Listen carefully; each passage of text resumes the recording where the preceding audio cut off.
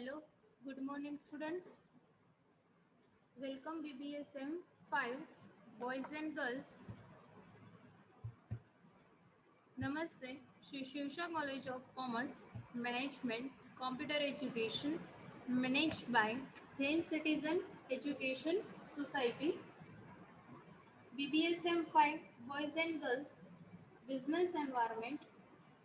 Last સેશનમાં આપણે discuss કર્યું છે advantages and disadvantages of direct and indirect taxes.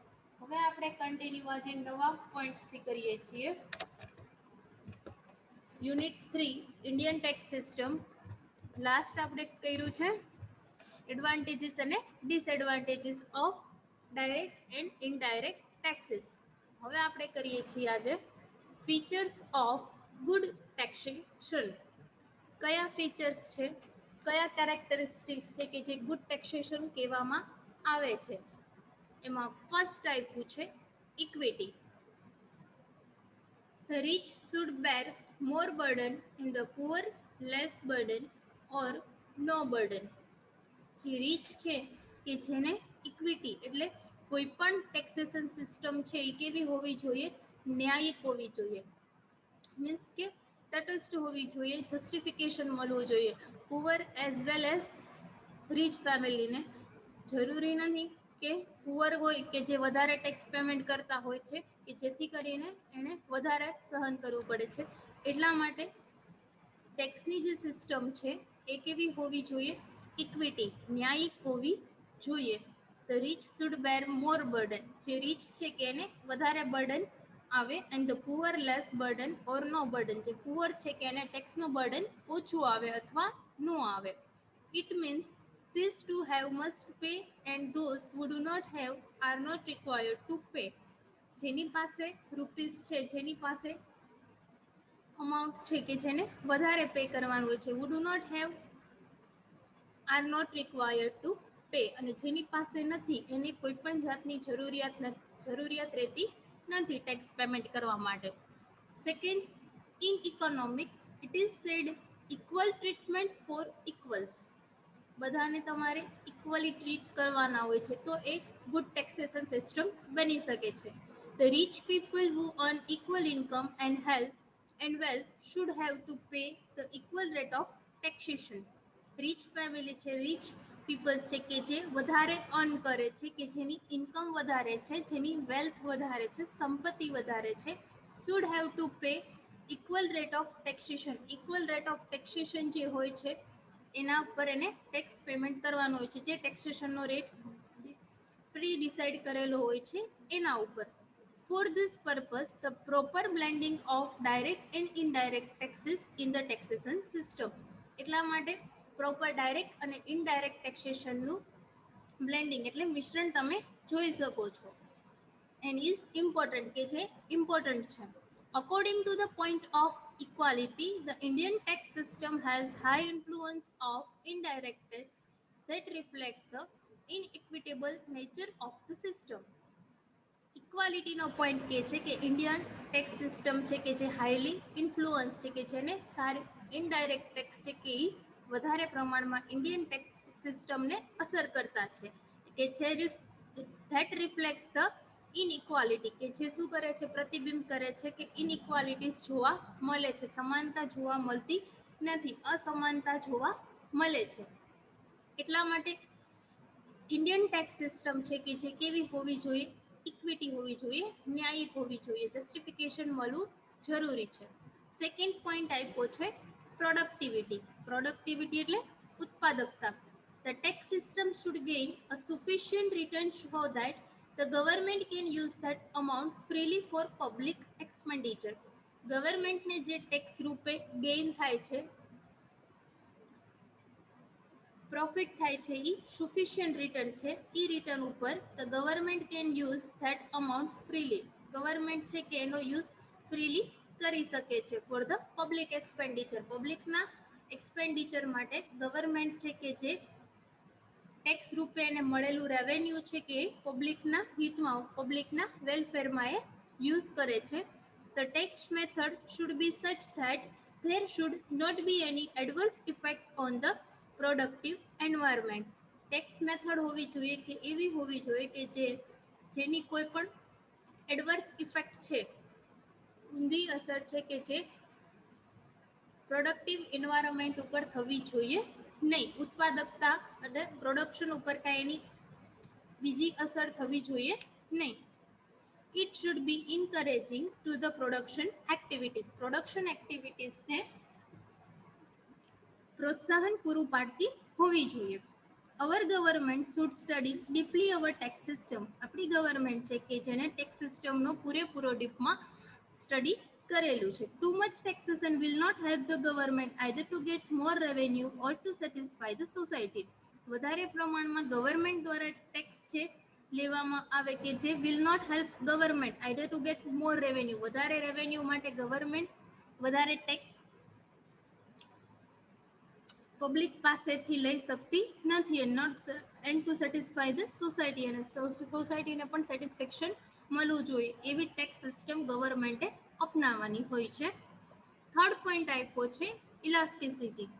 The tax system should be elastic, flexible હોવી જોઈએ. કોઈ પણ રીતે પોલિટિકલ ચેન્જ છે, સોશિયલ ચેન્જ છે, એન્વાયરમેન્ટલ ચેન્જ છે કે એને હિસાબે ગમે ત્યારે તમે ચેન્જ કરી શકો છો. It means that the tax revenue should increase with the increase in the national income of the nation without any new imposition of tax. એનો મીનિંગ કેવો છે? ઇલાસ્ટિસિટી મીન્સ ટેક્સ સિસ્ટમ છે કે જે ફ્લેક્સિબલ હોવી જોઈએ. It means that tax revenue should increase. ટેક્સનું revenue છે તો જ ઇન્ક્રીઝ થાય with the increase in the national income. National એટલે રાષ્ટ્રની આવકમાં જો વધારો થાય તો ટેક્સની ઇન્કમ છે, ટેક્સ દ્વારા જે ગવર્મેન્ટને રેવન્યુ કલેક્ટ થાય છે તો એ ઇન્ક્રીઝ થાય છે વિધાઉટ એની ઇમ્પોઝિશન ઓફ ટેક્સ. કોઈ પણ નવી જાતના ટેક્સ લાગુ કર્યા વગર. રાષ્ટ્રની આવક જ્યારે વધે છે ત્યારે ગવર્મેન્ટ દ્વારા ટેક્સની રેવન્યુ પણ વધે છે. Secondly, when the government increase its public expenditure, the public revenue should also increase to make up the expenditure.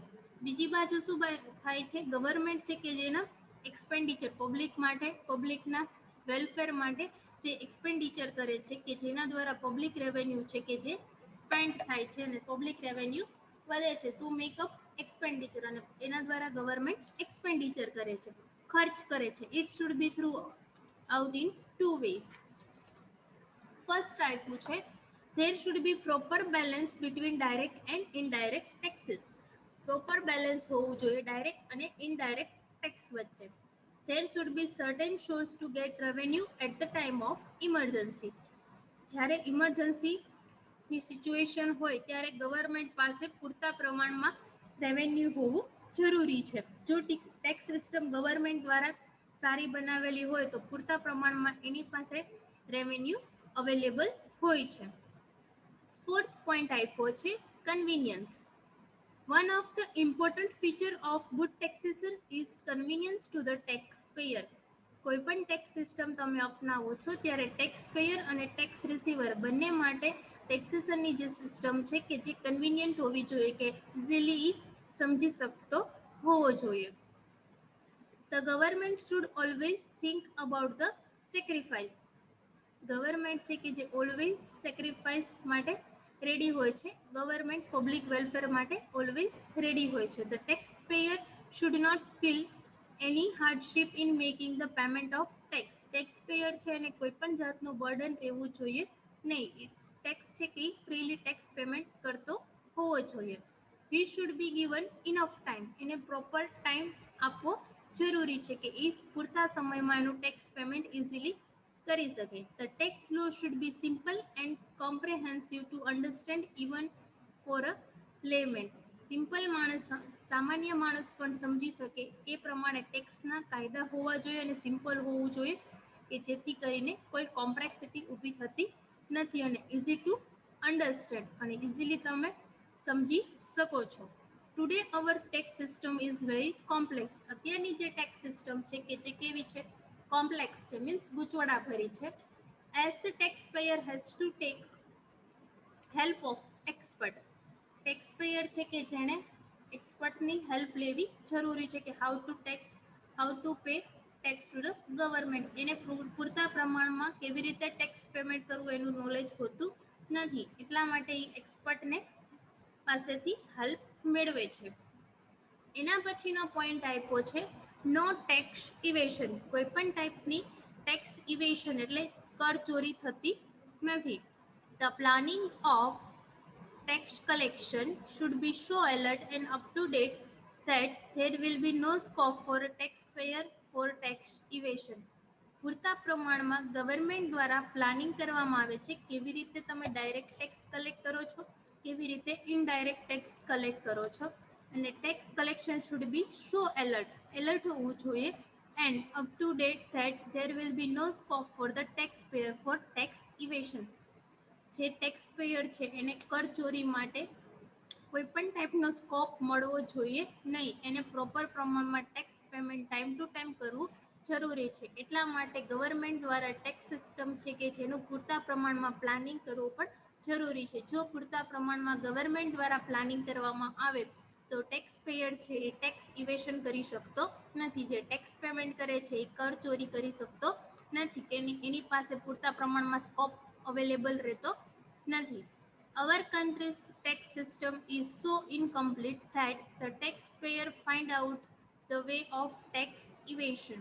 આપણી કન્ટ્રી છે ટેક્સ સિસ્ટમની કે જ્યાં ઇઝ સો ઇનકમ્પ્લીટ કે ઇનકમ્પ્લીટ છે કે tax payer find out the way of tax evasion. જે tax payment કરે છે એ ગમે ત્યાંથી શોધી લે છે કે કેવી રીતે ટેક્સ પેમેન્ટ ન કરવો, કર ચોરી કેવી રીતે કરવી, એ અલગ અલગ એના વેસ ફાઇન્ડ કરી લે છે. એટલા માટે ટેક્સ ઇવેશન છે એ થવું જોઈએ નહીં જો તમે સારી એવી ગુડ ટેક્સ સિસ્ટમ અપનાવો છો ત્યારે. Minimum social advantages. A good tax system should be based on social objectives like income and wealth. કેટલા પ્રમાણમાં ઇન્કમ છે અને કેટલા પ્રમાણમાં આવક સંપત્તિ છે એના ઉપરથી તમારે ટેક્સ પેમેન્ટ કરવાનું હોય છે. To eliminate inequalities etc. ઇનઇક્વાલિટીઝને તમે દૂર કરી શકો છો. Our tax system does not follow such social objectives. આપણી જે ટેક્સ સિસ્ટમ છે કે જે આવા સોશિયલ ઓબ્જેક્ટિવ્સને ફૂલફિલ કરતી નથી. એના પછીનો પોઈન્ટ આપ્યો છે tax system should be balanced. Tax system છે કે જે પૂરતા પ્રમાણમાં બેલેન્સ હોવી જરૂરી છે. We can say that the good taxation is composed of all type of taxes, direct, indirect, etc. જો સારી એવી ટેક્સ સિસ્ટમ અપનાવવામાં આવે તો એમાં બધા ટાઈપની ટેક્સ સિસ્ટમ છે કે જે ઇન્ક્લુડ હોય છે, direct as well as indirect. By this way government may get more revenue as well as the society may get more benefit. Government છે કે જે વધારે રેવન્યુ મેળવે છે સોસાયટી પાસેથી, મે ગેટ મોર બેનિફિટ અને એ બેનિફિટ્સ પણ વધારે મેળવે છે. There should be balance in the system so that every citizen will contribute something for the nation. એટલા માટે દરેક સિટીઝન છે, દરેક નાગરિક છે કે જે પ્રોપર ટેક્સ સિસ્ટમ હોય ત્યારે બેલેન્સ હોવું જરૂરી છે કે સો દેટ કોઈ પણ સિટીઝન છે કે એ સમથિંગ ફોર ધ નેશન એ પોતાનો ફાળો રાષ્ટ્રના હિતમાં આપે છે. Contribute something for the nation. The country like India is always in need of huge revenue for public expenditure. પબ્લિકના એક્સપેન્ડિચર માટે ઇન્ડિયા જેવા ડેવલપિંગ કન્ટ્રીઝમાં કે વધારે પ્રમાણમાં હ્યુજ એટલે વિશાળ પ્રમાણમાં રેવન્યુ હોવું જરૂરી છે. Taxation is a strong source two gate revenue. Taxation છે કે જે ગવર્મેન્ટનો મેઇન સોર્સ છે કે એ રેવન્યુ કલેક્ટ કરી શકે છે. We have made it stronger and strongest by applying proper tax system. આપણે જો ટેક્સ સિસ્ટમને પ્રોપર સ્ટ્રોંગર અને સ્ટ્રોંગેસ્ટ બનાવી શકીએ જો પ્રોપર ટેક્સ સિસ્ટમ આપણે એપ્લાય કરીએ તો. અહીંયા feature of good taxation complete થાય છે. First point equity, second productivity, third elasticity, fourth convenience, fifth no tax evasion, six maximum social advantages, and 7 tax system should be balanced. Next એક topic આપણો બાકી છે tax revenue of central government. એ આપણે next સેશનમાં continue કરીશું. Thank you very much.